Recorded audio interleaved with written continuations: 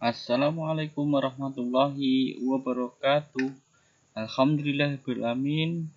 Kita berjumpa lagi pada sesi kali ini adalah sesi yang keempat atau pertemuan yang keempat untuk mata kuliah hukum perkawinan. Pada sesi kali ini kita akan membahas tentang beberapa subtema wali dalam perkawinan. Di antaranya adalah wali perkawinan dalam nas, wali perkawinan menurut fuqaha, kemudian wali perkawinan dalam konsep peraturan perundang-undangan, dan problem tentang kewalian pernikahan. Nah, kita lanjutkan saja, kita perbesar dulu layarnya. Pertama kita akan membahas tentang nas, tentang wali, yaitu di dalam Al-Quran dan hadis.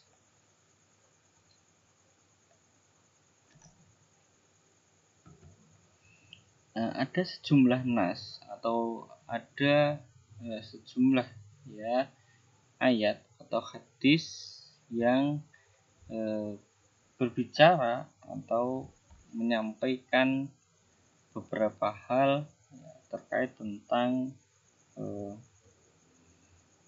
wali dalam perkawinan. Kita bisa melihatnya di dalam surah Al-Baqarah ayat 230, 231, 232, 235, 240. Kemudian juga di dalam surah Al-Imran ayat 159. Kemudian surat An-Nisa ayat 4, ayat 25, kemudian 34. Kemudian juga di dalam surat Tolak ayat 2. Sementara di dalam hadis-hadis Nabi kita bisa membaca, bisa menyimak misalkan hadis yang masyhur, laisa liwali ma'asubutil masaibil amr. Kemudian al-ayyamu ahaq binafsiha min waliha. Kemudian latas tanzauj al-mar'ah illa biwali. Ada hadis yang lain yang panjang-panjang juga. La tankihu al-mar'atu bighairi idni waliha fa inna nakat fanikahu batilun fa inna asoba falaha muruha bima asoba minha fa inna istajiru. Jadi itu beberapa hadis yang berbicara tentang wali di dalam perkawinan. Banyak sebenarnya hadis-hadisnya. Nanti teman-teman rekan-rekan mahasiswa bisa mencarikannya atau bisa mencari sendiri. Saya kira ini hanya untuk sekedar mengingatkan saja. Ini sebenarnya sudah cukup sebenarnya di fikih munakahat. Kemudian kita masih ke dalam pembahasan fikih munakahat, sedikit untuk mengingatkan kita. Jadi karena ini sebenarnya ada di fikih munakahat, sehingga saya percepat saja, tidak akan secara mendalam bagaimana pandangan fuqaha itu terhadap wali nikah dalam pandangan fikih konvensional. Secara umum mereka mengatakan para empat ulama besar atau empat mazhab besar, mereka mengatakan bahwa perwalian adalah sebagai rukun nikah, kecuali pendapatnya Abu Hanifah yang mengatakan bahwa perkawinan tanpa wali, meminta orang lain di luar nasab menikahkan gadis atau janda sekufu atau tidak adalah sesuatu yang dibolehkan. Nah, ini pendapat yang berbeda dengan yang lain, yang ketika kita baca misalkan Imam Malik itu tidak boleh wanita menikahkan dirinya sendiri baik gadis ataupun janda misalkan. Kemudian Imam Syafi'i juga begitu, ya, bahwa nikah itu tidak sah apabila tidak ada wali, dan mazhab Hanbali juga mengatakan begitu, bahwa wali harus ada di dalam perkawinan. Nah, sekali lagi mereka sebagian besar dari 4 mazhab besar ini mengatakan bahwa wali nikah adalah sebagai rukun nikah. Tentunya ini bisa kita temukan di dalam fikih-fikih klasik, di dalam kitab-kitab mereka, misalkan Imam Malik di dalam kitab Al-Muwatta'nya, ya. Kemudian mazhab Hanafi, ya, dalam kitab Al-Mabsut misalkan, yang ditulis oleh Asyam Adin Asy-Syarasi misalkan, dan lain sebagainya. Tentunya nanti teman-teman bisa membaca ulang, karena sekali lagi saya kira ini sudah ada di fikih munakahat, sehingga saya tidak terlalu banyak mengulang.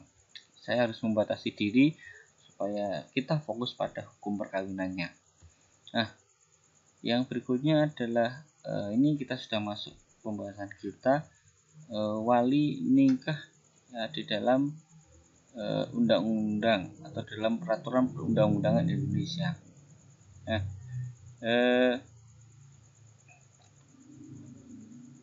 dalam peraturan perundang-undangan Indonesia itu ada 3 yang perlu kita pahami. Satu adalah dari undang-undang perkawinan, ya, kemudian dari kompilasi hukum Islam, kemudian dari peraturan Menteri Agama. 3 ini adalah saya kira adalah sesuatu yang menjadi pokok rujukan kita, atau sudah menjadi rujukan kita yang paling pokok.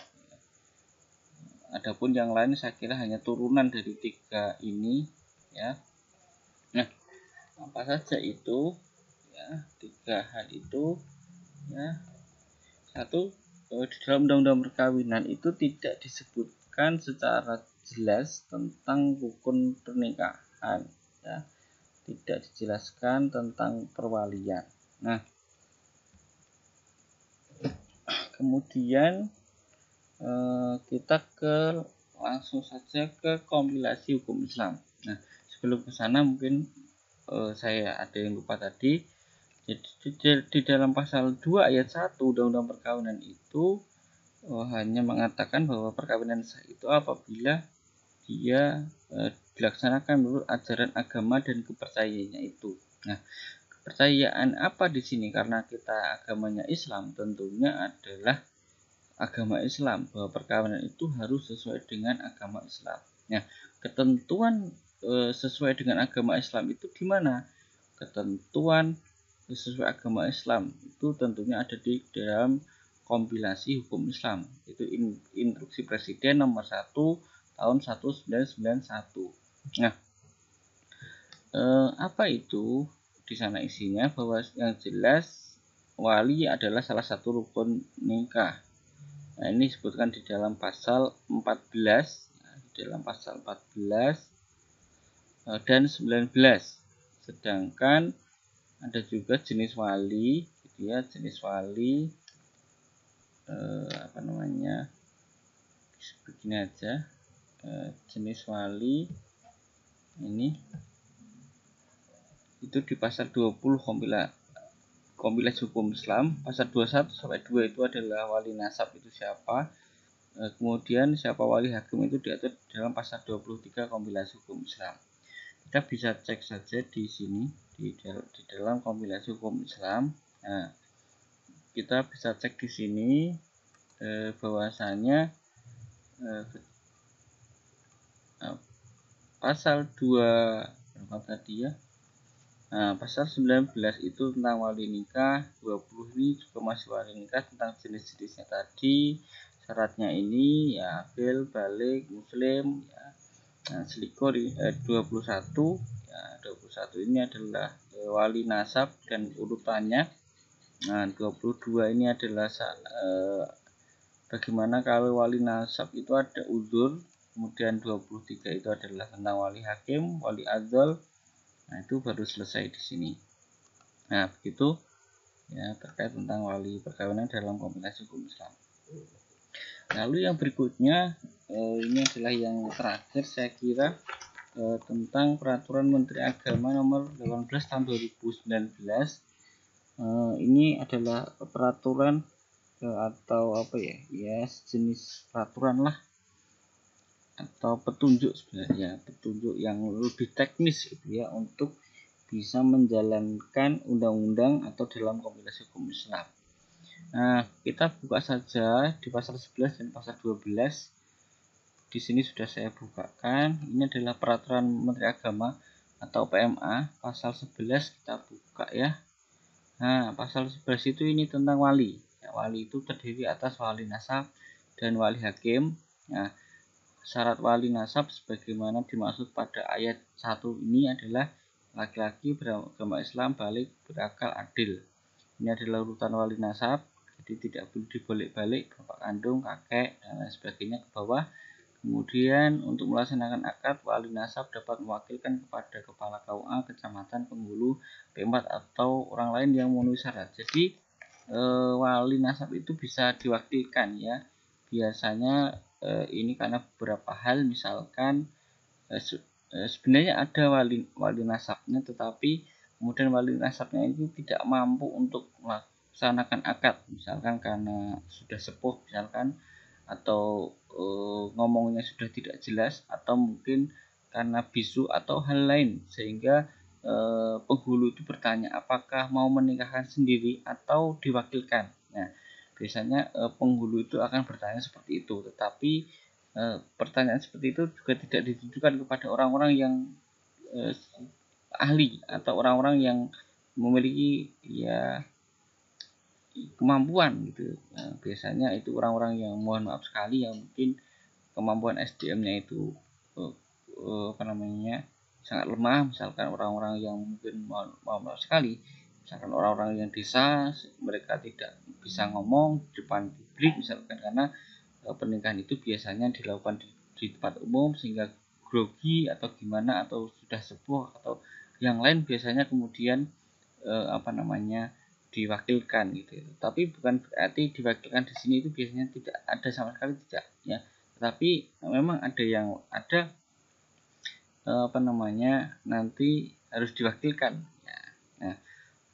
Nah, dalam hal wali tidak hadir pada saat akad, jadi kalau yang di atas itu diwakilkan itu belum tentu tidak hadir, bisa saja hadir di situ. Kalau yang ini tuh tidak hadir, kalau tidak hadir itu beda lagi. Nah, kalau tidak hadir, wali harus membuat surat taukil atau wali. Jadi kalau yang atas itu belum tentu apa namanya, belum tentu ada suratnya, tapi kalau yang karena dia tidak hadir, maka dia harus membuat surat yang ditandatanganinya untuk menyerahkan, ya ibaratnya itu untuk mewakilkan gitu ya, dan ditandatangani oleh dua saksi dan diketahui oleh kepala KUA tempat tinggal wali. Jadi tidak bisa hadir bukan karena umroh atau karena hal lain itu, atau karena tugas negara, itu bisa saja terjadi hal ini, yaitu harus membuat surat pernyataan. Nah, kalau yang di atas itu, wah, mewakilkan itu adalah dalam hal tertentu tadi, belum tentu tidak hadir, dia hadir tetapi karena kondisi tertentu sehingga harus diwakilkan, dan itu bisa nanti di akad nikahnya akan agak berbeda.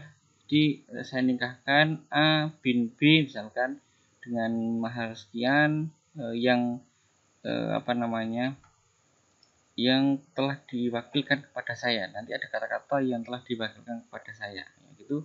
Nanti kemudian dijawab, kemudian sah-sah begitu. Jadi ada kata yang telah diwakilkan kepada saya. Artinya apa? Bahwa pernikahan itu ya apa namanya, diwakilkan ya, akad kabun itu diwakilkan kepada apa namanya, pihak di antara ini, bisa kepala KUA atau penghulu atau P4 atau yang lain tadi. Jadi begitu. Nanti ada begitu intinya. Jadi ada apa namanya, ada lafal saya nikahkan ini bla bla bla, kemudian yang telah mewakilkan kepada saya, yang telah diwakilkan kepada saya, nanti ada akad seperti itu. Nah, kalau yang di bawah ini karena tidak hadir itu beda lagi, harus ada seperti apa ya, surat taukil itu mungkin mudahnya seperti surat kuasa begitu ya. Oke. Yang berikutnya adalah kita baca juga pasal 12, dalam hal tidak adanya wali nasab sebagaimana dimaksud di atas akan dilaksanakan dengan wali hakim. Nah, nanti kita baca lagi. Wali hakim sebagian pasal dimaksud pada ayat 1 dijabat oleh kepala KUA kecamatan. Jadi jelas kalau ditanya, mahasiswa ditanya siapa wali hakim, itu adalah kepala KUA kecamatan, tidak ada yang lain. Kalau tidak ada kepala KUA biasanya ada PLT atau pelaksana tugas ya, karena biasanya jabatan itu ada yang kurang, kepala KUA itu belum diangkat lagi atau karena hal tertentu tidak ada sehingga harus diangkat dari KUA lain atau dari kepala KUA lain, dan itu biasanya disebut sebagai PLT atau PLT KUA atau pelaksana tugas KUA kecamatan. Nah, otomatis kepala KUA itu adalah sebagai wali hakim gitu. Jadi kalau ditanya siapa wali hakim, itu adalah jelas adalah KUA kecamatan. Nah, ini karena begitu permanya peraturan Menteri Agamanya. Peraturan Menteri Agama nomor 19 tahun 2018. Nah, wali hakim yang dimaksud tadi itu dapat bertindak sebagai wali apabila satu, wali nasabnya tidak ada, atau wali nasabnya ada tetapi tidak ada yang beragama Islam. Ini yang terakhir. Jadi kan ini wali nasab itu jumlahnya sekitar 17 ini. Nah, sekitar 17 itu tidak ada yang Islam semua. Ya, misalkan bapak kandung. Kalau bapak kandungnya nggak ada yang bapak kandungnya Islam, pertanyaannya misalkan kita urutkan. Bapak kandungnya itu masih ada atau tidak? Oh, masih ada. Islam atau tidak? Oh, Islam. Oh, berarti bisa. Tapi kalau bapak kandungnya Islam atau tidak? Oh, ternyata non muslim. Oh, maka tidak bisa menjadi wali.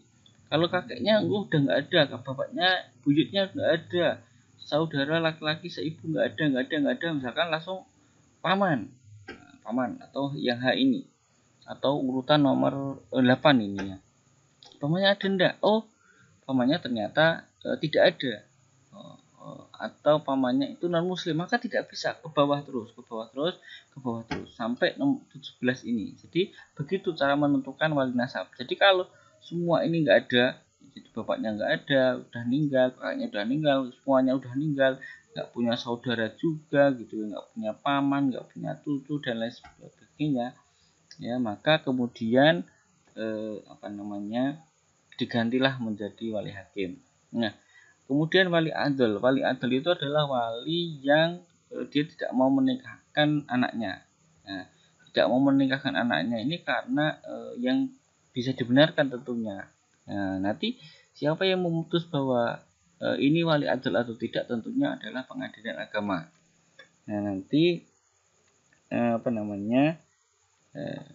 dimohonkan atau supaya walinya itu yang tidak mau menikahkan tadi itu ditetapkan menjadi wali adl. Nanti dari permohonan itu pengadilan agama akan memutuskan, misalkan A itu adalah wali adl, maka kemudian barulah dari putusan itu pegawai pencatat nikah atau penghulu itu kemudian bisa menikahkan melalui jalur hakim, diganti menjadi wali hakim. Begitu. Jadi wali adl itu agak lama prosesnya. Jadi tidak tiba-tiba kemudian dinikahkan dengan wali hakim, tidak. Wali nasabnya ada, tetapi wali nasabnya itu tidak mau menikahkan. Nah, tidak mau menikahkan itu karena apa? Ya, itu nanti dilihat oleh hakim. Kalau misalkan tidak mau menikahkannya itu karena misalkan sama wetonnya, wetoni podo misalkan kalau orang Jawa, maka hal seperti ini harusnya tidak menjadi masalah gitu ya. Itu tidak syar'i itu. Artinya ini adalah benar-benar walinya adli, tetapi kalau tidak menikahkannya itu adalah karena sesuai syariat, misalkan karena calonnya itu adalah tidak soleh, atau misalkan karena tersandung tersandung kasus narkoba atau korupsi atau kriminal, itu ketika walinya itu tidak mau menikahkan karena calon suaminya atau calon anaknya itu adalah dalam tanda kutip itu orang yang jahat tadi, atau orang yang melakukan tindakan yang buruk, maka itu tidak masalah sebenarnya. Maka bisa jadi permohonan wali adlnya itu ditolak karena Kenapa? Karena walinya tadi itu tidak mau menikahkan karena alasannya sesuai syar'i. Nah, jadi begitu. Jadi wali adl itu biasanya atau sependek pemahaman saya adalah karena hal-hal yang tidak syar'i. Tetapi kalau itu hal-hal yang syar'i dan itu kemudian diajukan ke pengadilan, saya kira hakim tidak akan mau menetapkan bahwa walinya adalah wali adl, karena wali yang tidak menetapkan tadi itu ternyata karena itu alasan syar'i, maka hal itulah yang menjadi pertimbangan hakim. Nah, jadi masuknya ke permohonan nanti akan penetapan. Jadi prosesnya kira-kira begini. Jadi ketika seorang mau menikah kemudian ke KUA, KUA nggak mau menikahkan karena walinya itu adl. Nah, tapi KUA tidak mau memutuskan bahwa walinya adl, tetapi ada indikasi begitu. Nah, karena tidak ada wali yang mau menikahkan, maka kemudian dimohonkan walinya adalah wali adl. Setelah ada penetapan bahwa walinya adl, maka kemudian kepala KUA atau pegawai pencatat nikah tadi itu barulah mau menikahkan dengan catatan dengan menggunakan wali hakim begitu. Nah, semoga bisa jelas. Nah, walinya tidak diketahui keberadaannya. Nah, ini juga ada teknisnya ini. Nanti dibuktikan dengan apa ini? Nah, nanti ada buktinya di sini. Kalau itu tidak diketahui keberadaannya, maka dibuktikan atas surat pernyataan dari calon pengantin yang diketahui oleh lurah atau kepala atau desa setempat. Nah, jadi sekali lagi kepala desa ini di sini juga mempengaruhi sekali. Jadi ketika walinya tidak diketahui keberadaannya, itu mungkin hilang atau nggak pernah pulang, maka calon pengantin itu membuat surat pernyataan dan itu diketahui oleh kepala desa atau oleh lurah ya. Kalau lurah itu kelurahan, kalau desa itu berarti desa, itu berbeda. Kemudian yang berikutnya, walinya tidak dapat dihadirkan karena dalam masa tahanan. Nah, ini juga harus dibutuhkan ini. Apa buktinya? Buktinya harus ada surat keterangan dari instansi terkait. Tidak tahu ini mungkin Kemenkumham atau ini ya, dari rumah tahanan ya. Nanti pokoknya harus ada bukti bahwa walinya itu dalam tahanan. Kemudian yang terakhir yang E adalah wali nasab tidak ada yang beragama Islam. Sudah saya jelaskan tadi ya. Jadi kalau wali dari 17 itu mungkin sudah meninggal semua atau ada tapi non muslim semua, maka itu tidak bisa menjadi wali dalam pernikahan, termasuk orang tuanya sendiri, termasuk ayahnya sendiri tidak bisa menjadi wali nasab kalau dia adalah non muslim begitu. Semoga jelas di ini ya. Nanti teman-teman wajib download yaitu Peraturan Menteri Agama nomor 18 tahun 2019 ya. Peraturan Menteri Agama nomor 18 tahun 2019. Yang undang-undang perkawinan juga harus download. Ada Undang-Undang nomor 1 tahun 1974 dan direvisi itu Undang-Undang nomor 16 tahun 2019. Jadi 16 tahunnya 2019. Kemudian juga wajib di-download itu adalah kompilasi hukum Islam Instruksi Presiden nomor 1 tahun 1991 yang di tengah ini. Kita lanjutkan adalah jenis wali. Tadi sebenarnya sudah kita singgung di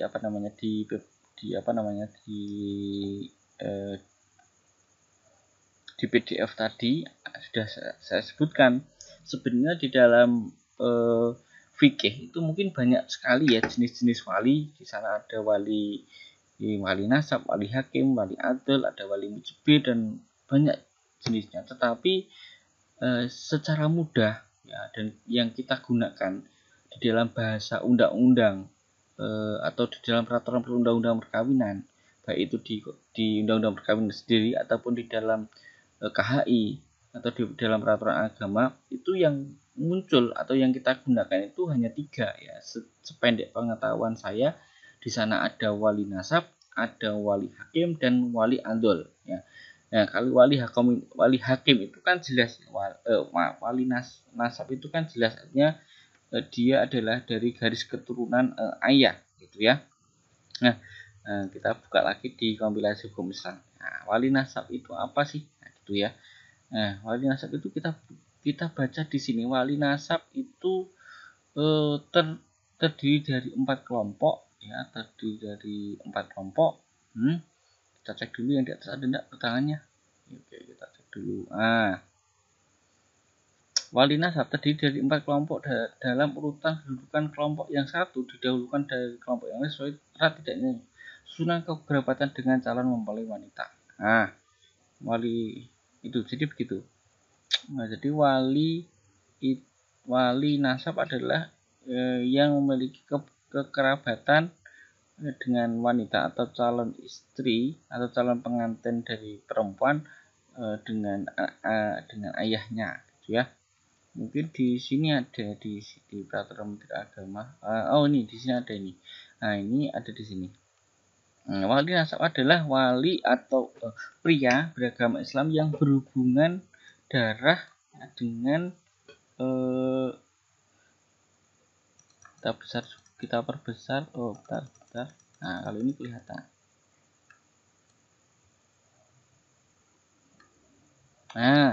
Wali nasab adalah pria beragama Islam yang berhubungan darah dengan calon mempelai wanita dari pihak ayah menurut hukum Islam.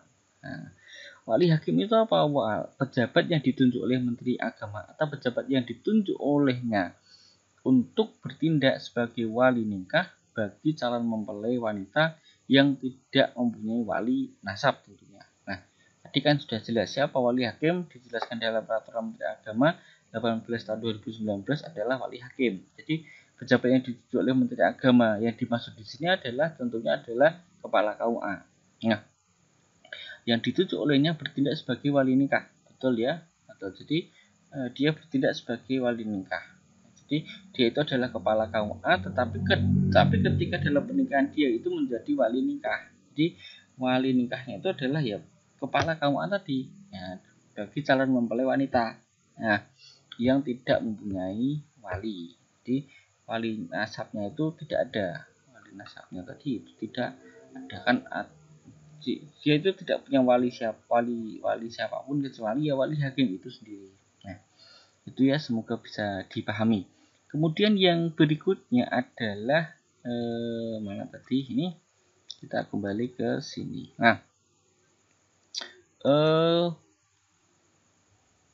Sudah ya, wali hakim, wali azal, wali adat tadi sudah ya, wali yang menolak untuk menikahkan anaknya. Dalam hukum Indonesia atau dalam hukum beragama Indonesia, sekali lagi wali adat itu ditetapkan oleh pengadilan agama, bukan kita yang yang menilai gitu ya. Misalkan orang tuaku nggak mau menikahkan, kita sebut sebagai wali adol, itu tidak bisa, atau wali yang enggan biasanya. Wali adol itu wali yang enggan atau wali yang nggak mau, gitu ya. Orang tuanya itu adol, itu tidak bisa seperti itu ya. Wali adol itu yang menetapkan adalah pengadilan agama, bukan kita sendiri. Yang berikutnya adalah urutan wali nasab ya. Urutan wali nasab itu ada 17 ya, sebagaimana tadi sudah saya jelaskan di PDF di sini tadi. Ini 17 juga, ini nanti bisa dicek jumlahnya 17. Ini 17 dari A sampai U. Kalau sini ya, kalau yang di sini itu 1 sampai 17. Ini tidak harus dihafalkan memang, tetapi dipahami saja. Ini adalah urutannya. Ketika nomor 1 tidak ada, maka diganti nomor 2, nomor 2 tidak ada diganti nomor 3, nomor 3 enggak ada diganti nomor 4, nomor 4 enggak ada diganti nomor 5, nomor 6 tidak ada diganti nomor 7, dan seterusnya. Atau nomor 1 itu ada tapi enggak memenuhi syarat, misalkan dia non muslim atau dia itu tidak sehat, itu, atau tidak berakal itu, atau gila itu misalkan. Jadi ini enggak bisa. Nomor 2 itu juga masih hidup kakeknya, tetapi mungkin gila juga gitu ya, atau non muslim, jadi nggak bisa langsung nomor 3 dan seterusnya. Kalau semuanya ini nggak memenuhi syarat, maka kemudian digantilah oleh wali hakim dengan berbagai persyaratan tadi ya. Ini sudah kita bahas juga. Catatannya adalah saat nikah wali nasab dapat mewakilkan, tadi sudah saya bahas juga. Saat akad nikah wali nasab dapat mewakilkan kepada, ini sama juga ya, sama ini harusnya salah, ini harusnya ini ya, diganti yang lain. Ini nanti akan saya revisi coba. Ini bukan seperti ini, harusnya ini sama ini. Nah, masih belum saya revisi. Lanjut aja, ini sudah saya jelaskan intinya tadi sama dengan yang sama dengan yang di sini, atau saya buka dulu. Ini sebentar, agak loadingnya lama ini. Oke. Nah, ini ada keterangannya. Dalam hal wali tidak hadir saat akad nikah, wali membuat taukil wali atau surat, ya, seperti surat kuasa, begitulah mudahnya, di hadapan kepala, ya, bukan kepada tapi kepala KUA, ya, penghulu PPNLN sesuai domisili keberadaan wali dan disaksikan oleh 2 orang. Ini penjelasannya yang harusnya saya tulis di PowerPoint yang bawah ini. Ini sudah saya jelaskan tadi, jadi cepat saja. Kemudian yang berikutnya adalah syarat wali dalam perkawinan. Itu ada muslim, ya, dia harus muslim, dia harus agamanya Islam, tidak boleh non muslim.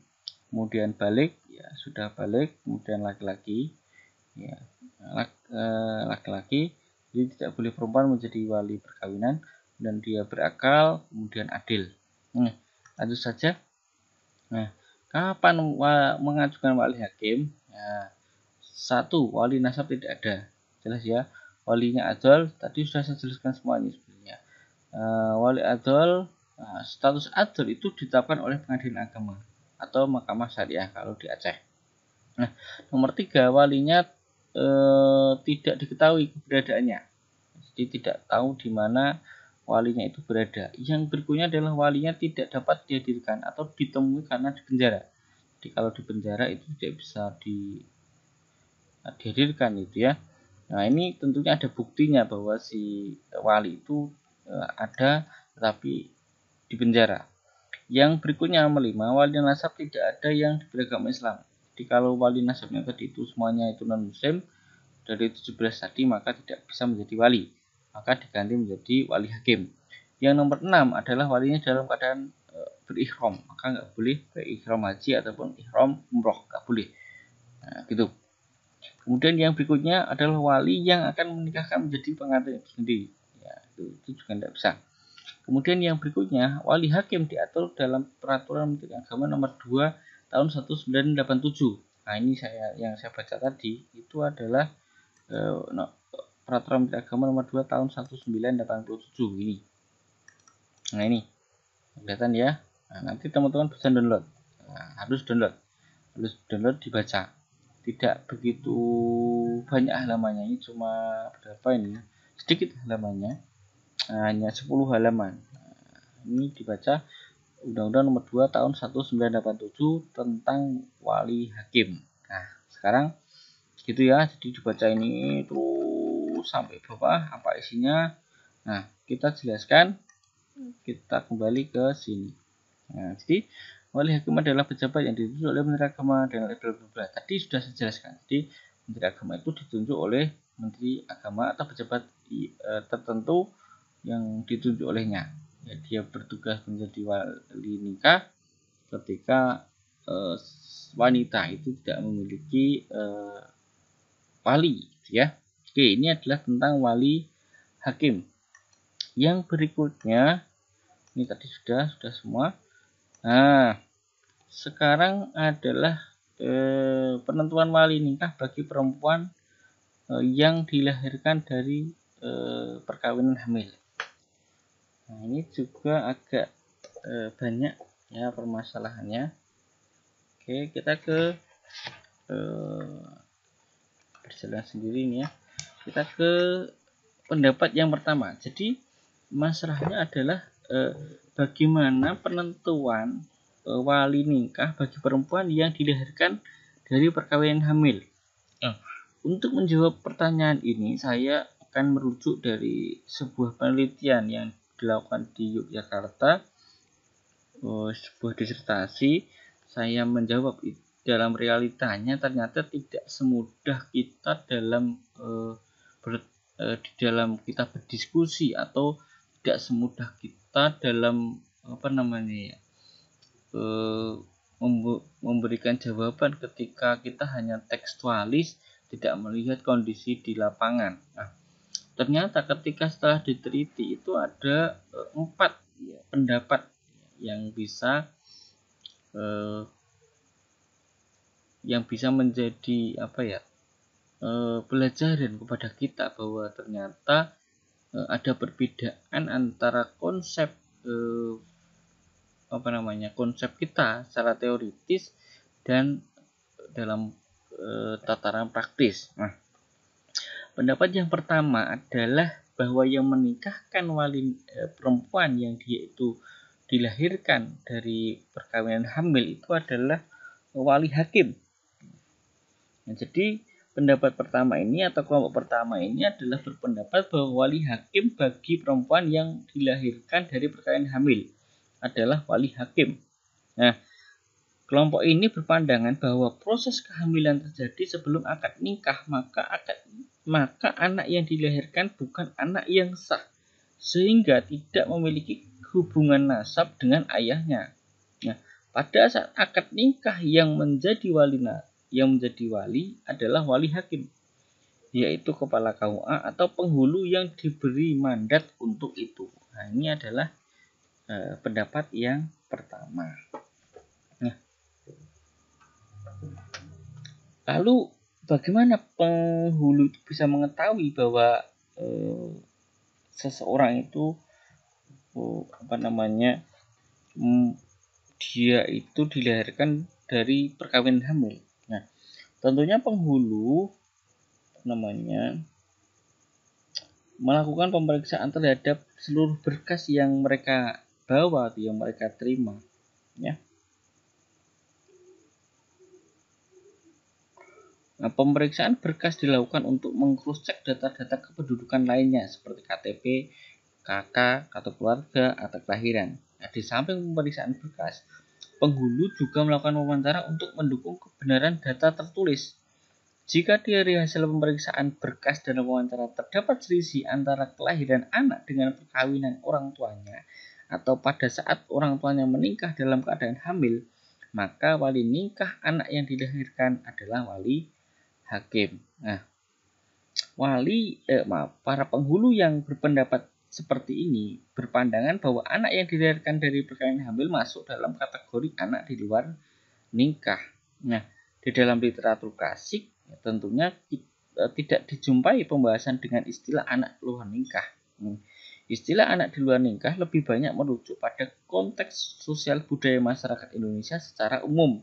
Nah, walaupun demikian, istilah anak di luar nikah dapat ditelusuri dalam peraturan perundang-undangan perkawinan dan KHI. Nah, dan peraturan ini disebutkan dengan istilah anak di luar perkawinan, bukan anak di luar nikah. Nah, penamaan anak di luar perkawinan ini barangkali merujuk pada kata nikah yang diartikan sama dengan kawin.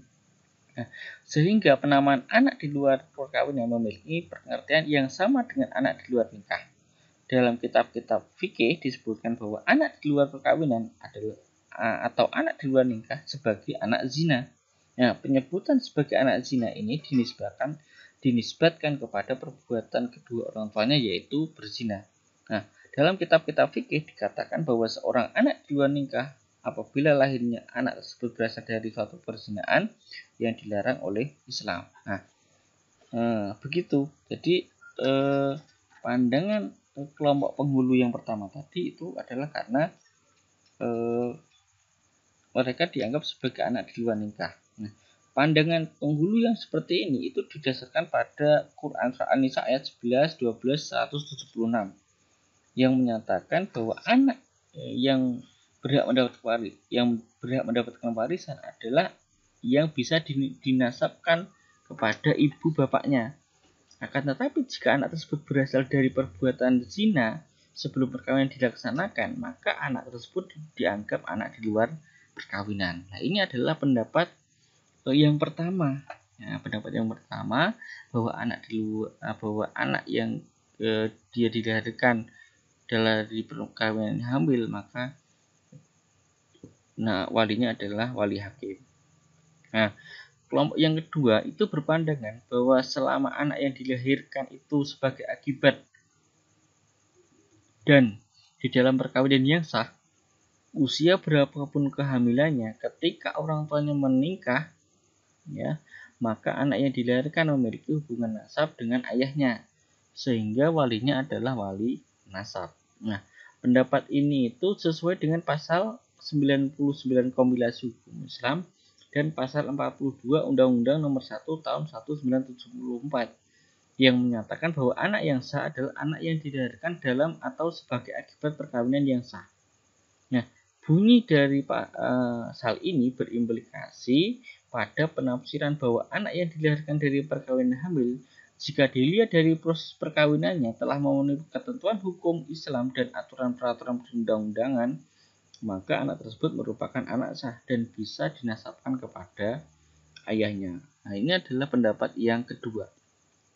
Jadi kalau yang pertama tadi itu adalah karena pendapat dalam fikih itu adalah disebut sebagai anak di luar kawin. Kalau yang kedua ini adalah karena begitulah bunyi KHI dan begitulah bunyi undang-undang perkawinan. Nah, jadi dua hal yang berbeda landasannya. Dua hal yang berbeda hukumnya karena landasannya juga berbeda. Sedangkan yang ketiga adalah penentuan wali nikah bagi perempuan yang dilahirkan dari perkawinan hamil adalah dengan melihat usia kehamilan ketika orang tuanya menikah.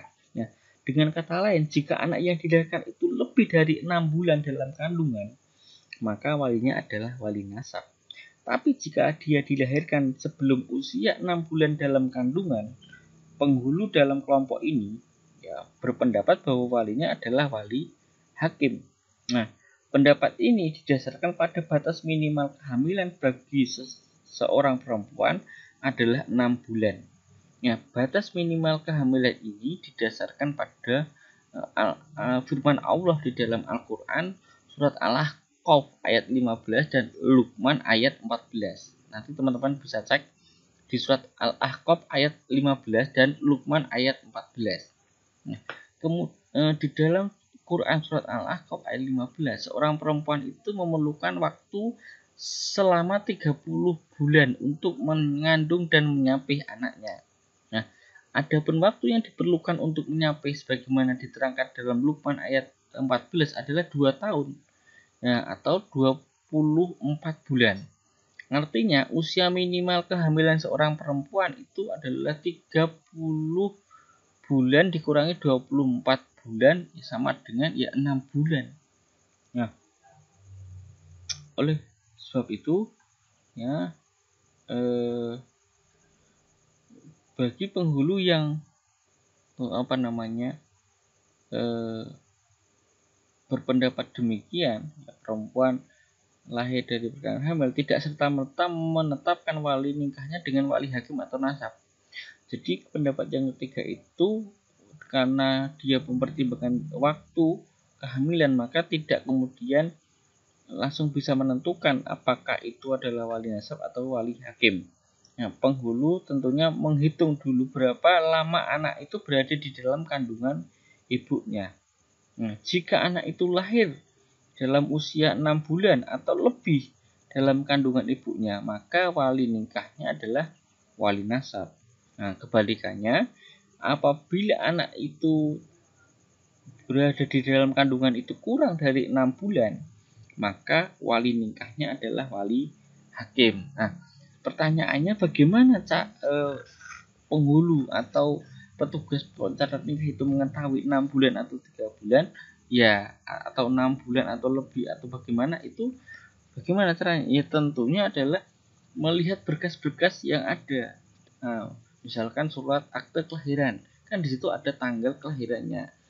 Kemudian melihat buku nikah orang tuanya, kan salah satu administrasi yang diserahkan itu kan buku nikah orang tua dan akte kelahiran anak tersebut yang mau nikah itu. Jadi akan kelihatan orang tuanya nikahnya itu Agustus, kemudian anaknya itu di aktenya itu Desember, ya, tahunnya sama. Ya, ini kan berarti cuma 2 bulan itu di dalam kandungan. Maka inilah yang menjadi kepatukan para penghulu.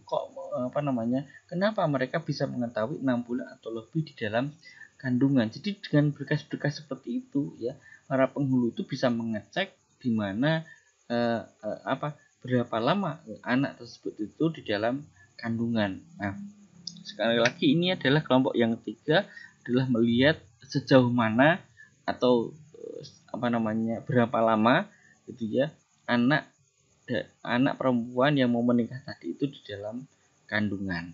Yang keempat itu adalah kompromi ya, yaitu terutama di daerah masyarakat santri. Nah, kalau yang ini itu adalah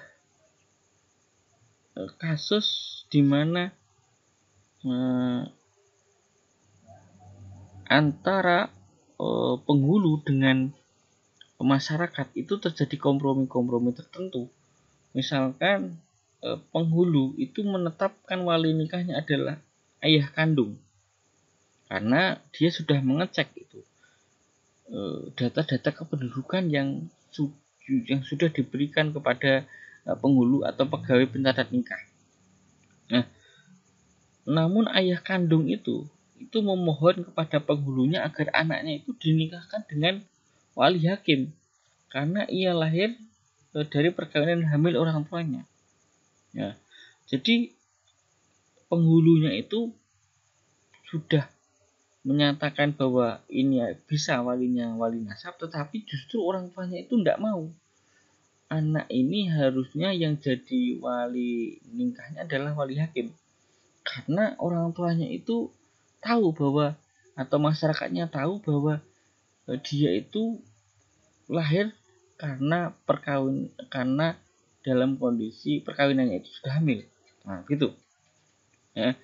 Setelah penghulu memberikan penjelasan-penjelasan tertentu ya, terkait wali nikah, ya, ayah anak tadi tetap berpendirian agar anaknya dinikahkan jadi dengan wali hakim. Jadi kan penghulunya itu sudah bilang bahwa ini bisa dengan wali nasab, tetapi justru dari pihak yang mau menikah itu tidak mau karena tahu bahwa yang mau dinikahkan itu adalah dari perkawinan hamil.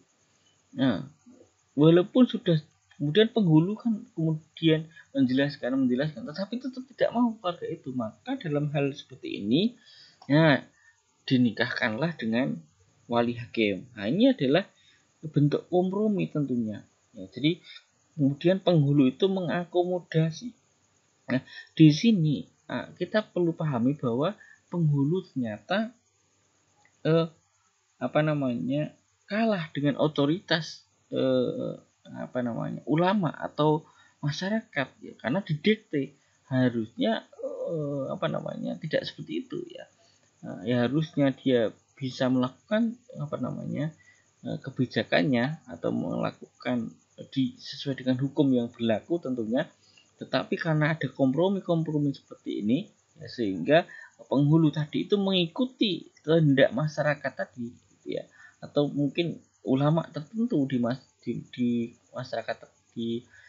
masyarakat tertentu gitu ya. Jadi ini terjadi terutama adalah tentunya di kalangan santri, di kalangan pesantren yang mungkin mereka belajar fikih klasik yang mendalam sehingga mereka tidak mau menikahkan seorang perempuan yang dia lahir dari perkawinan hamil tadi itu dinikahkan dengan wali nasab. Padahal kalau kita bicara tadi di pendapat yang kedua itu sebenarnya tidak ada masalah mungkin ya, karena selama anak itu lahir dalam dan akibat dalam perkawinan, maka itu dia bisa menjadi maka orang tuanya bisa menjadi wali nasab. Itu begitu mungkinnya nomor 4 itu penjelasannya kira-kira begitu. Semoga ini bisa menambah referensi teman-teman dalam menghadapi berbagai permasalahan tentang wali nikah. Nah, begitu. Jadi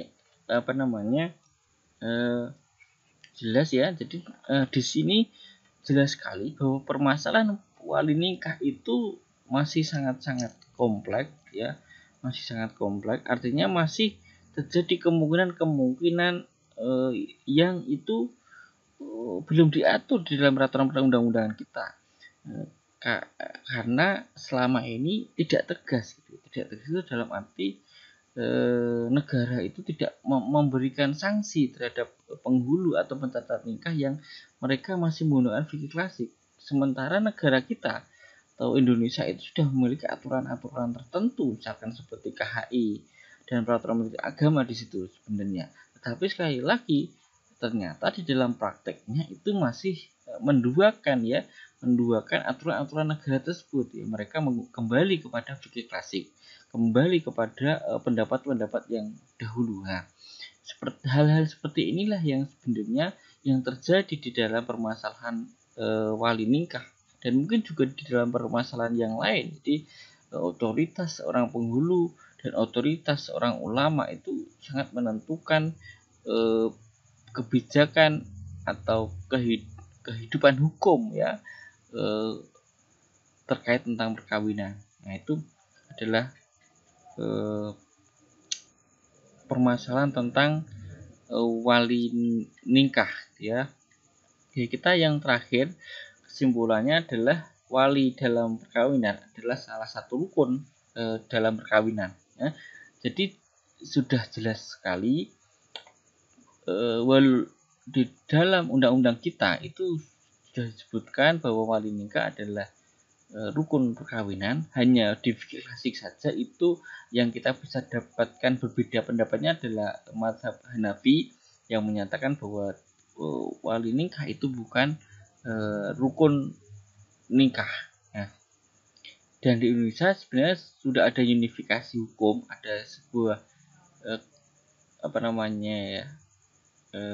aturan hukum bahwa pernikahan harus menggunakan wali. Tidak boleh pernikahan itu tidak menggunakan wali dengan alasan apapun.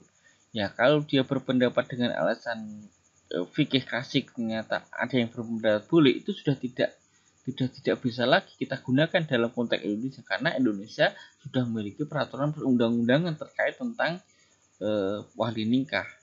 Tidak boleh menyelisih peraturan perundang-undangan itu, karena peraturan perundang-undangan yang kita buat tentang perkawinan tentunya tidak bertentangan dengan prinsip-prinsip fikih konvensional. Nah, pernikahan tanpa wali maka perkawinannya dianggap tidak sah, jelas ya. Kemudian syarat dan jenisnya. Jadi syarat menjadi seorang wali tadi sudah jelas juga, ada laki-laki, berakal, balik, adil gitu ya. Kemudian bukan jenis nasab ya, tapi jenis wali gitu ya. Jenis wali itu ada wali nasab dan wali hakim. Sebenarnya ada dua sebenarnya, cuma saya tambahi wali andol itu karena dia disebutkan di dalam pasal-pasal KHI ataupun di peraturan perundang-undangan kita, di peraturan agama juga disebutkan, jadi saya tambahkan aja. Tetapi pada umumnya akhirnya itu hanya ada dua ya, ada wali nasab dan ada wali hakim. Nah, yang berikutnya adalah jangan sampai salah wali nikah. Ya, secara praktik penentuan siapakah wali masih ada beberapa kendala seperti yang disebutkan tadi, terutama anak yang dia dilahirkan anak yang dia itu dilahirkan ketika pernikahannya itu sudah dalam kondisi hamil. Nah, tadi kendalanya itu bisa dari sisi hukum, karena otoritas hukum tadi penghulunya itu masih ada yang menggunakan fikih klasik, kemudian ada yang berpegang erat kepada kompilasi hukum Islam. Ini kan secara problem hukum. Nah, kemudian yang berikutnya adalah administrasi. Jadi ada beberapa kendala di dalam administrasi. Maksudnya itu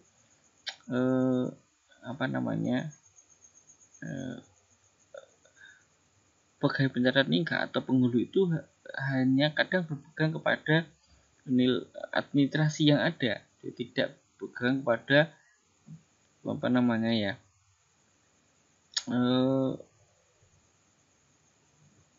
hukum yang ada gitu ya, hukum yang berlaku gitu ya. Jadi hukumnya sudah jelas bahwa selama dalam dan atau akibat perkawinan itu bisa dinikahkan dengan wali nasab. Tetapi kemudian kita buat ada pendapat tadi seperti yang saya jelaskan tadi itu adminnya kita lihat dulu gitu ya. Adminnya kita lihat dulu 6 bulan atau kurang atau lebih ya. Ini kan adalah bagian dari administrasi hukum perkawinan gitu ya. Di sana ada ya harus dicek dulu itu ya dengan ya, walaupun itu adalah sesuatu yang bagus saya kira.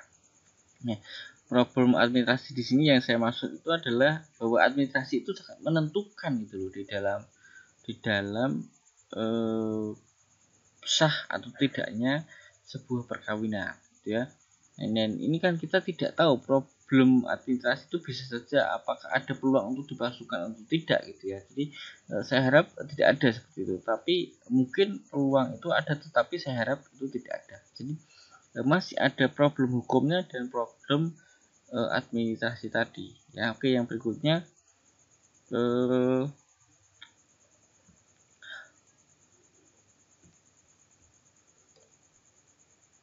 cukup ya saya kira. Terima kasih. Semoga bermanfaat ya. Tentunya banyak kesalahan yang bisa saya sampaikan tadi. Ketika saya menyampaikan tadi mungkin banyak kesalahan, mohon maaf. Kalau ada benarnya itu dari Allah Subhanahu wa taala, dan terima kasih atas perhatiannya. Kita berjumpa lagi pada sesi berikutnya. Terima kasih. Assalamualaikum warahmatullahi wabarakatuh.